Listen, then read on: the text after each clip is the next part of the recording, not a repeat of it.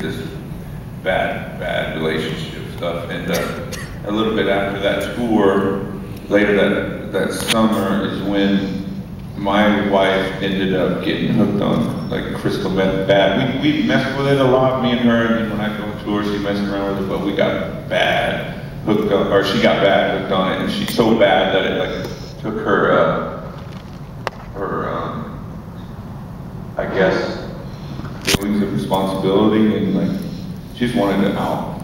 She didn't want to be a mom or a husband no more, so she split. She got a skinhead boyfriend, and they were like ransacking my house, and I heard of people jumping in my pool with 8 balls and stuff, and they're like, oh man, we lost drugs. And I'm like, my daughter's there with her, and she hired a 17-year-old girl to take care of her. And so I think God was allowing things to come into my life, you know, that would lead me to Him, you know. So, because like, it felt like Satan himself was like coming in, and you know, the skinhead was like taking my wife from me. I was like, you know, I had so much money. I had people that used to like kill, you know, in gangs and stuff. I was like, man, I could have this guy put out right now, but I was just insane. It was a nightmare.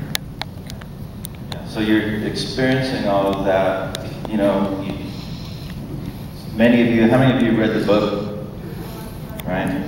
Okay. You explain a lot about how God got a hold of your heart, you know, and you saw the progression, Sonny, you know, kind of what was happening, you know.